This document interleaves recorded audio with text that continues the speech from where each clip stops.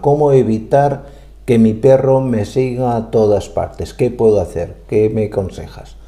Pues bueno, hay varias cosas que hay que hacerlas y además se pueden hacer muchas de ellas a la vez, como veréis.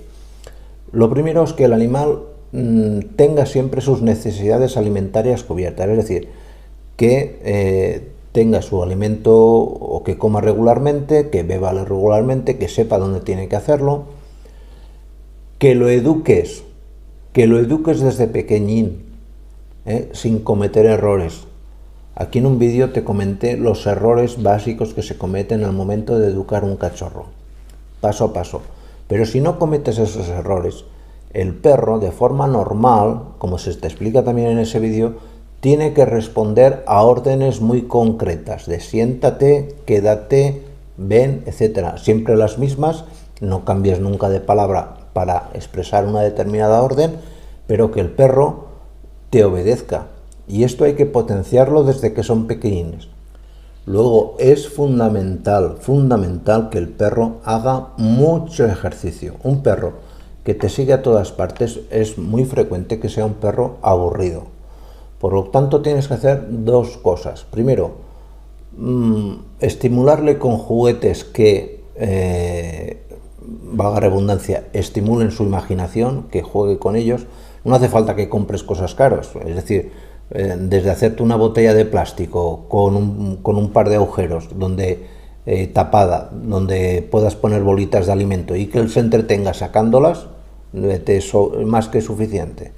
No hace falta comprar esos cacharros que valen tanto dinero, es decir, que tenga sus juguetes, cambiarle de vez en cuando el juguete, que no sean juguetes caros, que sean tonterías, pero que el perro tenga algo con lo que distraerse.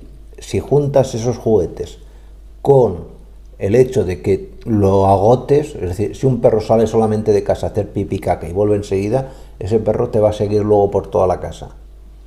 Tienes que sacarlo y hacerlo que corra, hacerlo que se canse, que llegue a casa y beba agua y diga, oye, me voy a tumbar un rato, y que en ese momento se dará cuenta que se puede quedar solo, que ya no va a depender tanto de ti, que ya no lo hará tan de seguido, esto de seguirte a todos lados.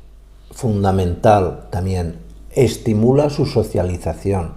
Es importante que hay perros que, especialmente estos que siguen tanto que nos siguen tanto en casa, son perros que luego cuando los observas tienen problemas de socialización.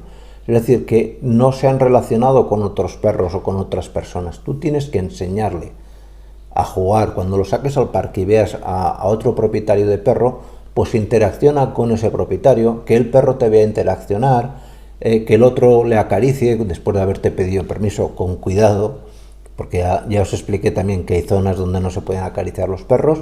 Os las pongo aquí arriba, es muy interesante que lo tengáis también presente, pero que os vea interaccionar con el otro perro, presentarle al otro perro, mira fulanito, pues aquí está fulanito, es decir, hacer un poco de relaciones sociales y que el perro perciba de que su universo no acaba en ti, que es mucho más amplio, que hay mucha más vida fuera de las cuatro paredes de su casa. Hay personas que en estos casos recomiendan para este tipo de animales introducir una segunda mascota. Yo personalmente no soy partidario, porque veo que cuando un animal tiene hiperapego hacia ti, y esto yo creo que aquí se equivocan algunos educadores caninos, si introduces un segundo animal en casa, le va a coger unos celos que no os podéis imaginar. Si ya de por sí muchos perros tienen celo a tu pareja, al bebé, a lo que sea, si tú encima le introduces un animal que él va a interpretar como competidor suyo en su relación contigo, mal. Yo no recomiendo eso. Es mi punto de vista y mi experiencia me dice que no es positivo.